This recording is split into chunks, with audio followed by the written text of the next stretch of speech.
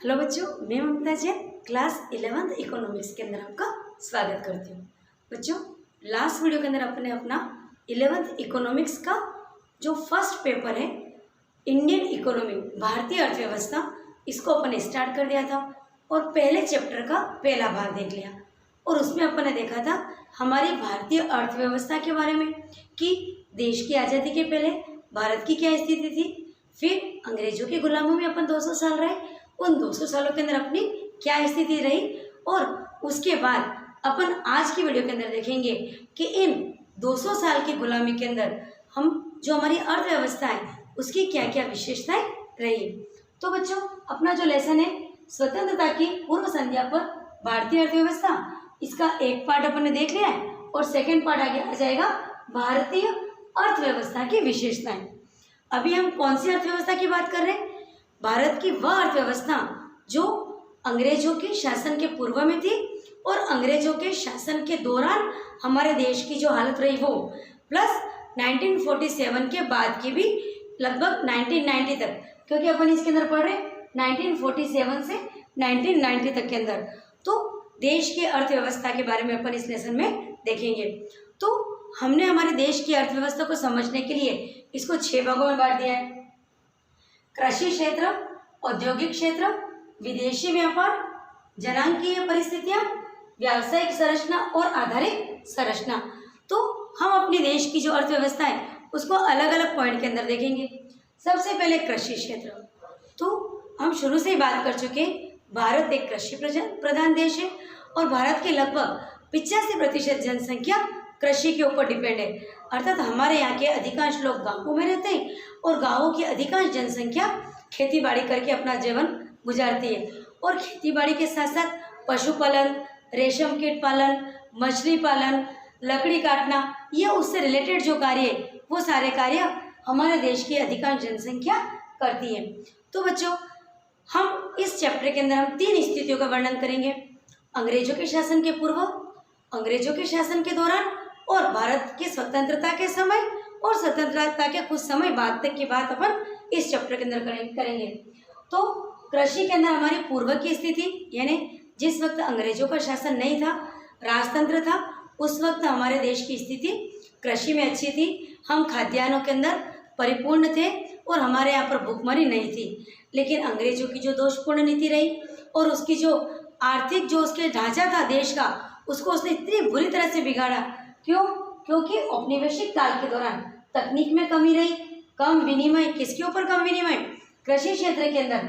और ये जो अंग्रेजों की दोषपूर्ण नीति की वजह से हमारा देश खाद्यान्नों में पिछड़ गया, हमारे देश में खाद्यान्नों की कमी हो गई और हमें अमेरिका से और अन्य देशों से खाद्यान्नों का आयात करना पड़ा। यहाँ तक कि ऐसा भी आंकड़े हैं कि अमेरिका से हमको सड़े गले गेहूँ भी लाने पड़े। तो संक्षेप में यदि अपन कहें तो कृषि के क्षेत्र में अंग्रेजों के शासन के पूर्व भारत की स्थिति अच्छी थी, लेकिन औपनिवेशिक काल के अंदर अंग्रेजों ने कृषि के ऊपर भी कोई ध्यान नहीं दिया, क्योंकि उनका तो एक ही उद्देश्य था, कच्चे माल का आयात करना और बने बनाए घटिया माल का निर्यात करना। और भारत को उसी दृष्टि से जो भी कार्य उन्होंने भारत में किया उसका मात्र एक ही उनका उद्देश्य था। बात करते हैं औद्योगिक क्षेत्र की। तो उद्योगों के अंदर भी अंग्रेजों की जो दोषपूर्ण नीति थी, उनका उद्देश्य यही था कि हमको भारत से अच्छा कच्चा माल मिल जाए। तो उसने वहीं पर अपना इन्वेस्टमेंट किया, वहीं पर पूंजी लगाई, जिससे उसको अच्छा कच्चा माल मिल सके। तो कच्चे माल के रूप के अंदर उसको भारतीय किसानों को कहा कि नील की खेती और कपास की खेती करो। तो यहाँ पर अपन यहाँ कृषि क्षेत्र में ये बात ही बता सकते थे कि भारत में कृषि तो होती थी, लेकिन खाद्यान्नों की कृषि न करके भारत काय की खेती करता था? नील की खेती, कपास की खेती। क्यों? क्योंकि इससे अंग्रेजों को कच्चा माल मिल जाता था। तो औद्योगिक क्षेत्र के अंदर भी हम लोग बहुत पिछड़ गए औपनिवेशिक काल के दौरान में, क्योंकि हमको अच्छे से वित्त पोषण, यानी जितनी पूंजी की आवश्यकता थी वो पूंजी नहीं मिली उद्योगों के लिए। उद्योगों का संरक्षण नहीं किया। हमारे कई सारे कुटीर उद्योग धीरे धीरे नष्ट हो गए, क्योंकि उसने उस कुटीर उद्योग का संरक्षण ही नहीं किया। और दोषपूर्ण उसकी नीतियाँ थी। 19वीं शताब्दी के अंत में व 20वीं शताब्दी के प्रारंभ के अंदर कुछ औद्योगिक क्षेत्र के अंदर थोड़ा बहुत विकास हुआ। Tata Tiscon, Tata iron steel जो कंपनी थी वो उसका निर्माण हुआ और थोड़ा बहुत 1960 के दशक में लगभग ये कार्य यहाँ पर भारत में हुआ। लेकिन जो आधारभूत उद्योग थे, यानी कुछ छोटे मोटे उद्योगों का विकास तो हुआ, लेकिन जो हमारा जो इंफ्रास्ट्रक्चर या जिसको अपन बेसिक कहते हैं, उन आधारभूत उद्योगों के ऊपर इसने कोई ध्यान नहीं दिया, क्योंकि उसको इंडिया के विकास से कोई मतलब ही नहीं था। उसका मतलब ये था कि जो चीज़ उसको चाहिए बस वही उसको इंडिया से मिल जाए। तो उसने आधारभूत उद्योगों पर ध्यान नहीं दिया, और जिससे निम्न उत्पादकता और पूंजी निर्माण की दर नीची रही। उसने केवल रेल, तार, डाक, परिवहन और बंदरगाह, क्यों? क्योंकि उसको इसकी आवश्यकता थी। समुद्री व्यापार चलता था तो बंदरगाह की उसको आवश्यकता थी। और रेल की आवश्यकता क्यों थी? कच्चे माल को ले जाने के लिए और बने बनाए माल को यहाँ तक बेचने के लिए, प्लस कच्चे माल का भी एक जगह से दूसरी जगह पर ले जाने के लिए इसलिए उसने रेल का आविष्कार, या रेल का जो भारत के अंदर 1853 के अंदर रेल प्रारंभ करवा दी। तार डाक की उसको आवश्यकता पड़ती थी, परिवहन की आवश्यकता पड़ती थी और बंदरगाह की आवश्यकता पड़ती थी। तो इन उद्योगों के ऊपर और इन संरचनाओं के ऊपर उसने ध्यान दिया। बाकी उसने भारत के जो कुटीर उद्योग थे, जो भारत की नक्काशी थी, भारत का सूती वस्त्र उद्योग, उसके ऊपर उसने अपना ध्यान बिल्कुल नहीं दिया। तो हमारे उद्योग धंधे धीरे धीरे बहुत ठप हो गए और पूंजी निर्माण की जो दर थी वो भी बहुत धीमी हो गई। अब आगे यदि अपन बात करते हैं तो विदेशी व्यापार, तो हमारा जो देश था अंग्रेजों की गुलामी के पूर्व विश्व गुरु माना जाता था। सभी देशों से हमारे अच्छे संबंध थे और हम लोग आयात और निर्यात करते थे। लेकिन अंग्रेजों की जो दोषपूर्ण नीति थी, अंग्रेजों का जो कुछ मामलों के अंदर उसने इस तरह की कर नीति अपना रखी थी कि हमें जो निर्यात महंगे पड़ रहे थे और कहीं पर आयात महंगे पड़ रहे थे। तो अंग्रेजों ने आयात निर्यात के ऊपर इस तरह से प्रतिबंध लगाया कि जो उसके लिए जिन सामानों की उसकी आवश्यकता थी उसके ऊपर आयात शुल्क या आयात कर को माफ़ कर दिया, और तो ताकि वो क्या करता था, यहाँ से सामान का आयात कर लेता था, और जिन सामानों के उनको निर्यात यहाँ पर करना था वहाँ पर निर्यात शुल्क फ्री कर दिया, ताकि भारत को क्या हुआ कि कच्चे माल का तो निर्यात तक रह गया और बने बनाए माल का आयात तक बंद करके रह गया। तो अंग्रेजों की जो दोषपूर्ण कर नीति थी, इसकी वजह से हमारा विदेशी व्यापार भी बिल्कुल ठप हो गया था। आगे हम देखते हैं चौथी, जनांकीय परिस्थितियाँ। जनांकीय परिस्थितियाँ मतलब जनसंख्या की क्या स्थिति थी। तो बच्चों, भारत में जनसंख्या के आंकड़े अभी अपन देखेंगे कि लगभग बढ़ते हुए ही रहे। मात्र 1911 से लेके 1921 के 10 वर्ष ऐसे थे जहाँ पर हमारी जनसंख्या की वृद्धि दर माइनस में रही, अर्थात जनसंख्या घटी। बाकी सभी दशकों के अंदर भारत के अंदर जनसंख्या बढ़ती ही रही। तो हमारे यहाँ पर अंग्रेजों ने क्या कि जनगणना तक नहीं करवाई, और सबसे पहली जनगणना कब हुई थी? 1872 के अंदर लॉर्ड मेयो के टाइम पे, लेकिन कोई वो विधिवत जनसंख्या गणना नहीं थी। उसके बाद 1881 के अंदर लॉर्ड रिपन ने एक व्यवस्थित तरीके से जनगणना का कार्य किया, और उसके बाद प्रत्येक 10 वर्ष के बाद, यानी जो हमारी भारत के अंदर जनगणना प्रत्येक 10 वर्ष के अंतराल में होती है, तो वो कार्य प्रारंभ हो गया। अब 2011 से 2021 के अंदर जो जनगणना थी वो 15वीं जनगणना थी, यानी हमारी जो लास्ट जनगणना कब हुई? 2011 में, और वो देश की 15वीं जनगणना थी। उसके बाद अभी लास्ट ईयर 2021 में जनगणना होने वाली थी, लेकिन कोरोना की वजह से ये कार्य नहीं हो पाया। तो आशा करते हैं कि बहुत ही जल्दी ये कार्य हो जाएगा। तो अभी अपन देखेंगे कि इसके आंकड़े कि 2011 से 21 में का समय महाविभाजक का समय माना जाता है, क्योंकि इस दौरान जनसंख्या बढ़ने की बजाय जनसंख्या घटी थी और 0.03% जनसंख्या कमी हुई थी। इसी प्रकार 1941 में 14.22% की दर से बढ़ी, 1951 में 13.21% की दर से बढ़ी। लेकिन जो सबसे जो महाविस्फोटक की स्थिति थी वो आई थी 1900, कुछ यहाँ पर मैं गलत बोल गई थी, 2041 नहीं, 1941 और 1951, इसको थोड़ा सा करेक्शन कर लीजिएगा। अब बात होती है 1961 से 1971।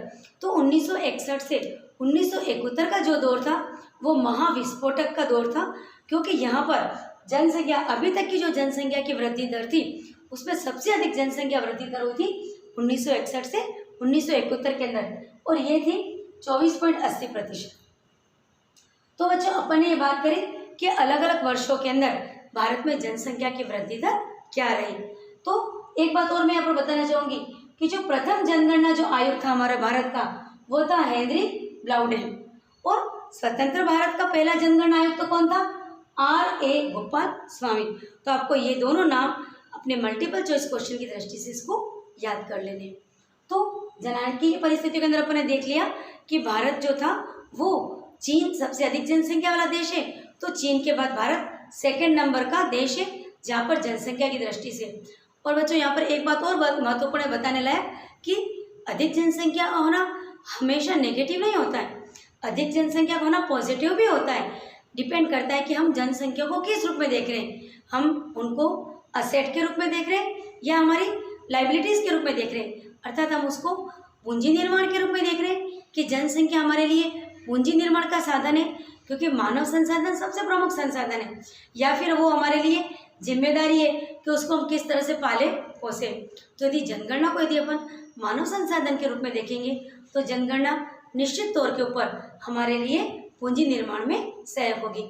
तो हम अब आगे के वर्षों के अंदर हम यही कर रहे हैं कि जनगणना हमारे लिए, जनसंख्या हमारे लिए किस रूप में रहे, जनसंख्या हमारे लिए पूंजी निर्माण में सहायक हो और मानव एक महत्वपूर्ण संसाधन के रूप में सामने आए।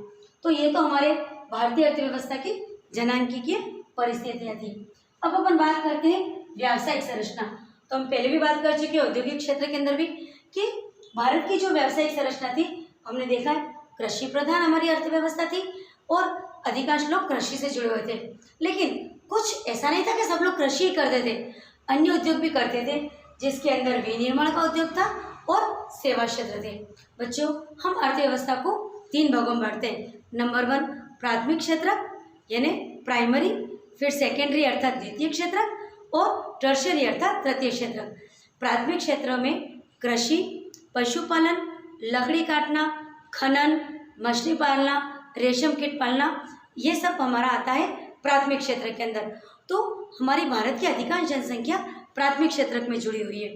लेकिन अफसोस की बात यह कि प्राथमिक क्षेत्र के अंदर मौसमी बेरोजगारी, छिपी हुई बेरोजगारी, अर्ध बेरोजगारी, प्रसन्न बेरोजगारी, ये सब कुछ होता है क्योंकि कृषि, पशुपालन, माइनिंग, इसके अंदर कितने भी लोग खप जाएं ऐसा लगता है कि वो रोजगार में जुड़े हुए हैं, जबकि वास्तविक स्थिति ऐसी होती है कि वो रोजगार में जुड़े हुए नहीं होते, जिससे हम हमारी जो आर्थिक जो नीति है या हमारा जो पूंजी निर्माण का कार्य है उसमें हम पीछे पड़ जाते हैं। जबकि भारत के अंदर लगभग 75% जनसंख्या प्राथमिक क्षेत्र के अंदर जुड़ी हुई है, जो कि हमारे विकास के रास्ते के अंदर सबसे बड़ा रोड़ा। अब बात करते हैं द्वितीय क्षेत्र की। द्वितीय क्षेत्र के अंदर क्या आता है? मैन्युफैक्चरिंग, विनिर्माण, अर्थात जो फैक्ट्रियों के अंदर जो उत्पादन होता है वो होता है द्वितीय क्षेत्र या सेकेंडरी सेक्टर। तो इसके अंदर हमारी लगभग कितनी जनसंख्या जुड़ी हुई थी? 10% पब्लिक हमारी इस क्षेत्र में जुड़ी हुई है और लगभग 15% जनसंख्या हमारी तृतीय क्षेत्र अर्थात सेवा क्षेत्र, जिसमें बीमा, निगम, परिवहन, अध्यापन कार्य, चिकित्सा कार्य, ये सब कुछ हमारा थर्ड क्षेत्र के अंदर यानी तृतीय क्षेत्र के अंदर हमारा ये सब कुछ जुड़ा हुआ है। तो ये हो गया हमारा व्यावसायिक संरचना। अब हमारी अर्थव्यवस्था की अंतिम विशेषता जिसके ऊपर पर आते हैं आधारिक संरचना, अर्थात हमारे इंफ्रास्ट्रक्चर या हमारा बेसिक जो इंडस्ट्रीज है। तो मैं आपको पहले बता चुकी कि अंग्रेजों का उद्देश्य सिर्फ कच्चे माल का आयात करना और बने बनाए माल को बेचना। उसको इंडिया के विकास से, भारत के उद्योगों के किससे से कोई लेना देना नहीं था। उसने पूरी हमेशा दमनकारी नीति रखी, दोषपूर्ण उसकी नीतियाँ थी। उसने उसकी ऐसी आर्थिक नीतियाँ रखी कि उसका देश तो बहुत अधिक विकास कर रहा था और हमारा देश धीरे धीरे पिछड़ रहा था, हमारी अर्थव्यवस्था गर्त में जा रही थी। तो उसने केवल रेल, बंदरगाह, परिवहन, डाकतार, इन्हीं उद्योगों को, इन्हीं जो बेसिक जो आधारभूत संरचना थी उसी के ऊपर उसने ध्यान दिया, अन्य किसी उद्योगों के ऊपर उसने ध्यान नहीं दिया। तो बच्चों, इस प्रकार हमारा जो फर्स्ट चैप्टर था उसको लगभग 2 पार्ट के अंदर अभी अपन ने देखा है। पहला पार्ट अपन ने देख लिया कि भारतीय अर्थव्यवस्था कैसी थी और आज दूसरे पार्ट के अंदर अपन ने देख लिया भारतीय अर्थव्यवस्था की विशेषताएं।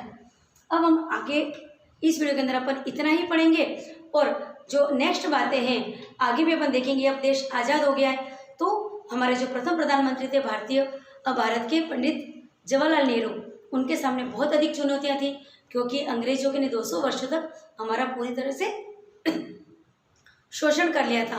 तो अब जवाहरलाल नेहरू के सामने क्या चुनौतियां आती हैं और देश के विकास के लिए वो किन आर्थिक नीतियों का या आर्थिक नियोजन का सहारा लेते, वो अपन देखेंगे अगली वीडियो में।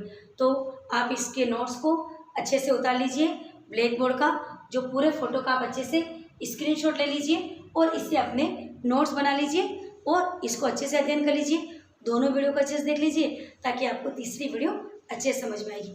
तो अगली वीडियो के अंदर बच्चों अपन फिर से मिलते हैं, तब तक के लिए थैंक यू।